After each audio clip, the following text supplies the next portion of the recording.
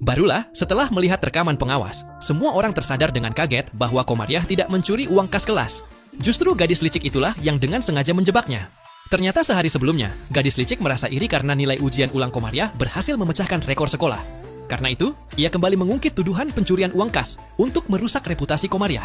Namun di luar dugaan, Komariah justru mengakui tuduhan tersebut dan bahkan mengajak semua teman sekelas ke rumahnya untuk mengambil uang itu.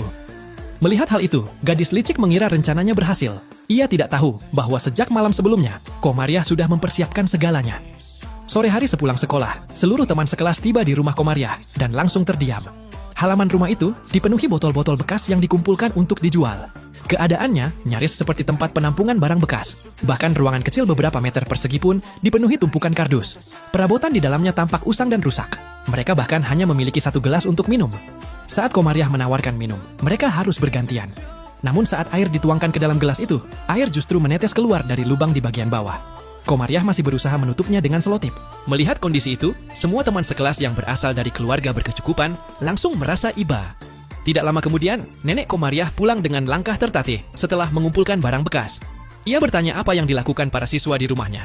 Dengan serempak, mereka menjawab bahwa mereka datang sebagai tamu. Gadis licik sempat ingin menjelaskan tujuan sebenarnya, tetapi langsung dihentikan oleh teman-teman sekelas yang menegurnya karena tidak memiliki empati. Mendengar itu, sang nenek dengan hangat mengatakan bahwa ia akan segera menjual barang bekas yang dibawanya untuk membeli bahan makanan dan memasak untuk mereka. Para siswa berkali-kali menolak, tetapi sang nenek tetap bersikeras agar mereka tinggal untuk makan bersama. Ia mengatakan bahwa keluarganya memang sederhana, dan selama ini ia selalu khawatir Komariah dipandang rendah di sekolah. Ia tidak menyangka cucunya memiliki begitu banyak teman baik, sehingga ia ingin menjamu mereka dengan sepenuh hati. Setelah itu, nenek pun pergi membawa barang-barang bekasnya. Teman-teman sekelas merasa malu dan tidak enak hati. Salah satu dari mereka bahkan mencoba mencari alasan untuk pergi.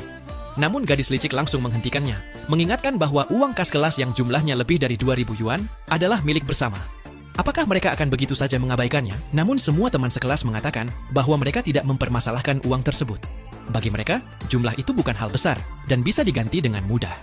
Ketua kelas bahkan langsung menyatakan bahwa tidak seorang pun diperbolehkan membahas masalah ini lagi. Ia pun bersiap mengajak semua orang pergi. Namun Komariah menghentikan mereka. Ia mengatakan bahwa masakan neneknya sangat enak dan meminta semua orang tetap tinggal untuk makan. Selain itu, ia juga berjanji akan mengumpulkan uang untuk mengganti kas kelas, sehingga tidak ada yang perlu khawatir. Sambil berbicara, Komariah mengambil sebuah kotak uang dari lemari. Ia mengatakan bahwa itu adalah kotak paling bagus yang pernah ia temukan di antara barang bekas. Di dalamnya tersimpan seluruh uang yang ia miliki. Melihat itu, gadis licik dengan penuh percaya diri mengatakan kepada semua orang bahwa sejak awal ia sudah menduga Komariah yang mengambil uang tersebut.